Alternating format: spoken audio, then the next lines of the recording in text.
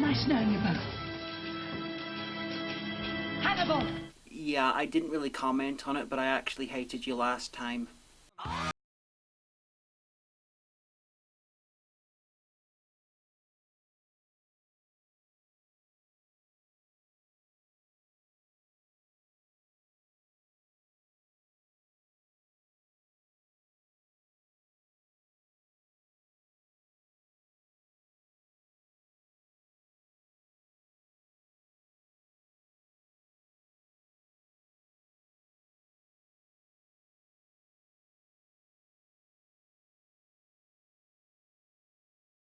Part 2 of this two-parter is called World War III.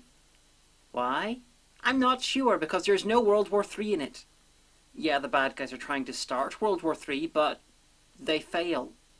You might as well call the next Doctor, "Everyone in Victorian England gets turned into a cyborg and conquers the fucking world." But maybe that was too long. It was originally called 10 Downing Street, so I'm guessing that they decided that having one element in the episode that made fucking sense would just be weird, so they changed the name. Anyway, previously on a terrible Doctor Who story, shit happened. And now the continuation, where more shit happens. The Doctor survives the electrocution, which is fine, but further shows that the Slitheen are really bad at their jobs because he's a Time Lord. It takes more than unrealistic special effects to kill them, if you ignore most of the regeneration stories. The point is, the Doctor's medical records are held by UNIT. He worked with them for years and had at least one medical on screen. Either the Slitheen didn't do any research on the guy, thus showing that they're really fucking bad at their jobs, or UNIT don't keep medical records and are really fucking bad at their jobs. Of course, the only reason the Slitheen's plan even got this far is because the British government are really fucking bad at their jobs, so I suppose this is fair. Anyway, rather than dropping the thing that's electrocuting him, he says this. Deadly to humans, maybe. Just because it's not killed you instantly doesn't mean it's not deadly. At least once you were killed by something that you didn't think was deadly at the time. You could have just dropped it, but then again, you wouldn't be able to jam it into a Slitheen. Well done, Doctor, you might have just killed them. I know it doesn't, but it's not like the Doctor knows that it wouldn't be fatal. He doesn't even know what race he's dealing with at this point. I'm fine with the Doctor killing. This is something that the classic Doctor would have done at the drop of a hat. But it's out of character on New Who, so I'm not really sure if I'm complaining or by how much. So why did all the other Slitheen get electrocuted as well? Even the one in another part of London? Because that's just silly. And they spent the whole intro screaming and not dealing with the situation. Jackie! I'd comment that that's like adding insult to injury, but these are the Slitheen. The biggest insult and injury they ever have to deal with is the fact that they're Slitheen. This is going on Facebook. Smile. Hi, if you want aliens, you've got them. They're inside Downing Street. So, did the Doctor leave the building? Because that sentence only works if he's not inside 10 Downing Street. Because Downing Street is a nickname for 10 Downing Street. It's not one of the world's better nicknames. I mean, he's technically right, they are in Downing Street, but telling them that rather than they're in the room where all the alien experts were meeting or something is just a bit silly. It's a bit like escaping an alien in the Lincoln bedroom in the White House and running to the Oval Office to tell people that there are aliens in the White House. Very helpful. So the Slitheen get the thing off the thing, which stops the electrocution. Science is so complicated. Reinstatement disguise, hurry up! Hurry! Hurry! Why does that Slitheen sound like the military guy that he skinned? Even if he somehow used the guy's voice box, he's not wearing that skin right now. And why did no one come in to see what the fuck was going on in the room? Lights, random people screaming, people running around, more random screaming. Someone should have come to investigate! Although, people ignoring noise and weird lights coming from rooms where the Slitheen are is kind of a thing. Anyway, time for some hardcore Scooby-Doo chasing action as the slow, lumbering, terrible practical effects turn into fast-moving, fluid but terrible CGI effects through the miracle of editing. The Slitheen look fucking awful, and they couldn't even keep the CGI and practical versions of them looking similar, beyond the obvious stuff and the fact that they're both fucking awful looking. The Slitheen managed to convince the soldiers that the Doctor killed everyone because, apparently that's likely. The soldiers are ordered to execute him, but luckily for them, he escapes.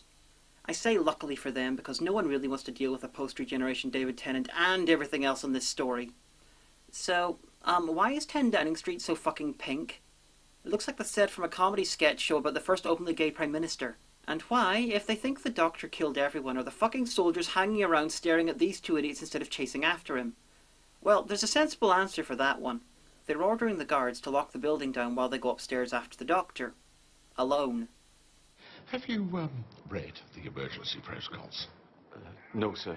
Then don't question me. This episode necessitated the creation of some emergency protocols in case of Slovene, break glass. Drink the medicinal alcohol within and hope you die quickly. I need to be naked. Rejoice in it. Your body is magnificent. Again, very good at getting crap past the radar, Russell. At least I assume it was written by Russell. From what I've read, the director's rewrites made a bad script worse. Anyway, the Slovene have tracked down Rose and the MP for Useless Character South, and are you ready for the first piece of truly great New Who terrible acting? Well, tough, here you go. No! Take me first! Take me! There will be no battle here! The Doctor still doesn't know what aliens he's dealing with, so wouldn't it have been hilarious if he accidentally melted them or something? Alas, monsters that big and green could never have such a weird Achilles heel. Oh no, theirs is much weirder. Over the next while, there's quite a bit of running around in very similar looking corridors and sets. I choose to believe this is a deliberate and randomly placed reference to classic Who, because I'm hoping it wasn't an attempt to build tension.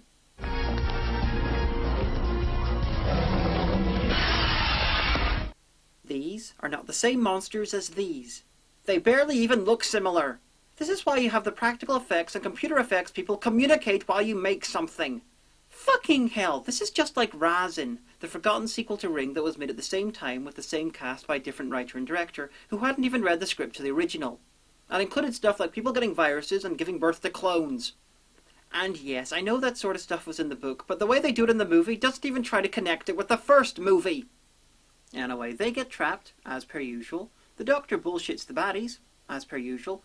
The Slovene are revealed to be a family rather than a race, as per not really usual. And the Doctor spends time explaining how he's much smarter than the bad guys before playing a trump card, as per usual. These are about the foremost safest walls in the whole of Great Britain. End of lesson. You had enough time to kill the next 3 incarnations of him before he hit that button. The Slovene have sent word out to all their people to go to Downing Street, and I suddenly realise why the suits are quite so terrible. They're gonna eventually have to show more than 3 of them on screen at once. It's business as usual in Downing Street. The Slovene told the guards that the Doctor has been neutralised. I'm assuming that means the guard thinks that the acting Prime Minister killed him. I'd like to think that if a guard at a world leader's residence was told that an intruder was killed by said world leader, they'd at the very least begin covering it up. Whatever, the upper levels are still out of bounds to everyone but the arriving Slovene. Also, with the death of the low-level government guy in the last episode, everyone has forgotten that there's an actual should-be acting Prime Minister just outside of London. And the streets have been cleared so they could easily drive in and take over. But that was last week's episode. Who can remember that far back? Anyway, Mickey and Jackie have holed up where no one would expect to find them. In Mickey's flat.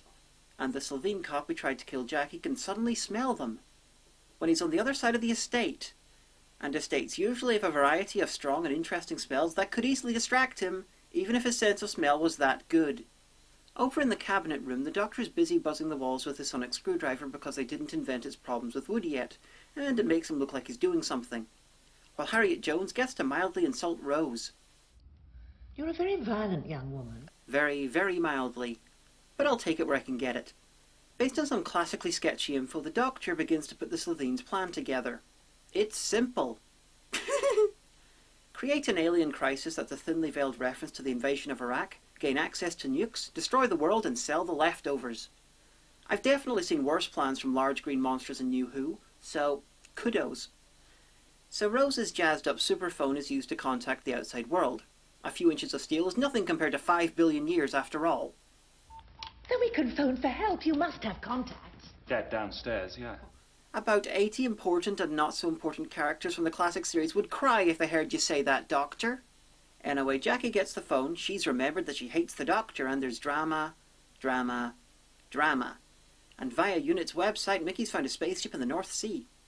So why was that information on the UNIT website? And why didn't UNIT know anything about it? It's on their website and it's broadcasting a message on a loop. The cop Slovene finally arrives to kill Jackie and Mickey, again. And if that's what the light looks like under the door, why didn't anyone else see it in the many fucking times this has happened before? At least before that shot you could have claimed that the light dissipated before it hit the door or some shit. Now you've just confirmed that most of the cast is blind, as well as stupid. Anyway, the Doctor works out what race the Slovene come from based on lots of disparate facts that people list off about them. And somehow that works.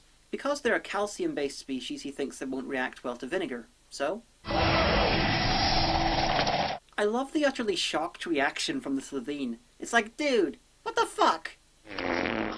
That I am much less keen on.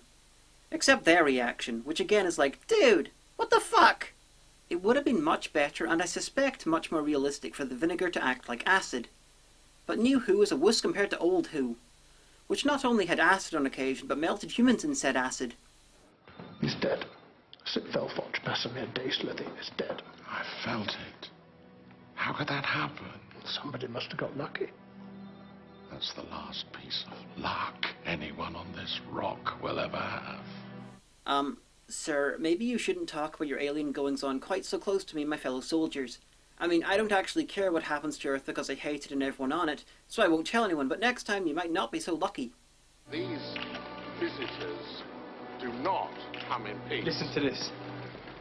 Our inspectors have searched the sky above our heads, and they have found massive weapons of destruction, capable of being deployed within 45 seconds.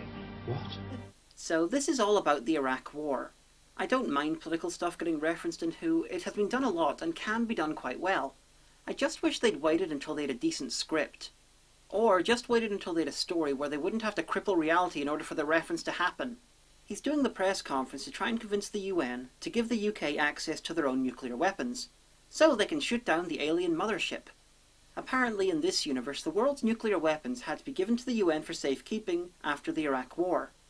I really wonder how that happened, given that the countries that they were taking them from had just shown that they were willing to go to war for pretty much no reason, and they had nukes.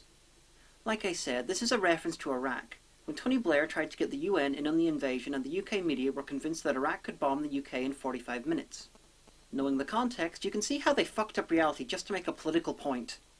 Not knowing the context, it just looks like the world's insane, which is in keeping for how the rest of the episode is scripted, so ignorance is bliss and I just ruined it for you. Sorry. The Slovene are trying to get the world panicked, which is fine, but if they check the skies above Britain, won't they see that there's no alien spaceship up there? It can't be cloaked because the UK government says it knows where it is. And if it's cloaked, they have nothing to target. And even if this works, I'm fairly sure the UK nuking the sky above it would have some bad consequences for itself. Just saying. The Slovenes' plan requires people being completely fucking incompetently stupid in order to succeed. Again. You get the code, release the missiles, but not into space because there's nothing there. You attack every other country on Earth. They retaliate, fight back. World War III, whole planet gets nuked. We reduce the Earth to molten slag, then sell it. Piece by piece. Radioactive chunks, capable of powering every cut-price starliner and budget cargo ship. Radioactive molten rock does seem like a weird fuel choice. Maybe this is cheaper because the usual way to do it is to go to an uninhabited planet and nuke it all to fuck before harvesting the remains, and oh fuck. Am I actually world building based on this episode? And don't do it again! Oh, and you could have killed the Doctor before he closed the door. Again. And he talked about your plan to you. He knows about your plan. So he clearly has a way of contacting the outside world. The last time, you let him live because you thought he was trapped with no way of contacting the outside world. You people are really terrible at this shit. So, within minutes, the UK gives out fake proof and the UN hands the UK's nuclear codes over to the UK, so the Slovene will be able to nuke other countries and start World War III and destroy the planet. And this just occurs to me, won't the UN have to give out the codes to the other countries to be able to launch their nukes in retaliation? If so, wouldn't the UK's bombs be the only ones that were used? Because working out what's going on, going to the UN, resolutions, voting and launching other nukes in retaliation before they can destroy New York? Slim chance, I'd say. Maybe they're intending for the UK's nukes to destroy the entire world, but frankly, that means it's equally stupid for a different reason. And why? There's not enough. Kill all humans? Maybe. Probably not, but maybe. Turn the whole planet into a radioactive sea of magma? Not even close. There's not even enough nukes on the entire planet to do that. So fresh from thinking about the plot-based stupidity, it's on to the forced drama. The Doctor has a way to save the day, but he and or Rose might die. But if he doesn't do it, they'll both definitely die. I could save the world but lose you. Oh, the drama. Oh, the forced drama. Oh, the nonsensical forced drama. Oh, the nonsensical forced drama, because it's such a big fucking dilemma, they need a third character to end. Do it. Thank you. Victory should be naked. We just love that sound effect. Anyway, the Doctor gives Mickey the password to hack into the Royal Navy. It's Buffalo, the same password they used to access UNIT. So no wonder the UN got access to the UK's nukes. Either they use the same password or Buffalo is a literal magic word. So Mickey hacks the ship off the coast and gets it to target 10 Downing Street and fire. I'm fairly sure this can't happen. And if it can, it'll be a little harder to do than just typing Buffalo. Everybody else, no! What the hell is that for? No! Sylvie, give me some! Sorry. Nice knowing you both. Hannibal! Anyway, the three heroes survive in their 3-inch steel box, even though the Doctor said it wouldn't survive the missile. Let alone the missile and a several-story collapse to the ground. The armoured room was on the top floor. If they'd been sensible and just made up shit about the cabinet room being underground for terrorism reasons, then they could have avoided some of this. Anyway, falling several stories to the ground inside a steel box surrounded by wood doesn't do shit because all three are okay.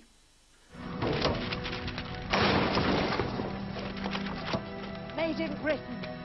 I thought I knew the name. Harriet Jones, future Prime Minister, elected for 3 successive terms, the architect of Britain's golden age. Which I'll totally fuck up in a year or so because I'll be feeling snippy. Rose goes home and packs. The Doctor threatens the kid who painted the TARDIS, when it would have been far better to see the paint stay there as it dematerialised, so the paint could break apart or fly away or something. Anyway, the Doctor then gives Mickey a magic computer virus. Present for you, Mickey. That's a virus. Put it online. It'll destroy every mention of me. I say it's magic because the and Doctor are quite common words. Is it intelligent? Does it look for context? Is it meticulous? Or is it just pointless because the Doctor's still researchable after this episode? Here's a clue. It's the last one. This is a fucking awful two-parter. It's more like a cartoon than a Doctor Who story. Everything is heightened and camp. It's the most garish the show's looked since the mid-80s, and that's a minor achievement in itself. It veers wildly from feeling like kids' TV to attempting heavy drama in a second, and then forgets the drama existed until it's needed later on. As an episode, it's got multiple personalities and none of them are particularly agreeable. The blame's not all at the feet of Russell T Davies, though. There were extenuating circumstances, design choices that he later altered, and the director rewrote parts of the script. So, just this once. Good work, Russell. Your work was by far one of the better things in the episode. Like I said in the last part, the Eccleston era's really bad episodes tended to be multi-parters, and I'm not talking about the Doctor dances, I'm talking about Bad Wolf. So it'll be a while before I do any more of his episodes. What's next? I really don't know yet.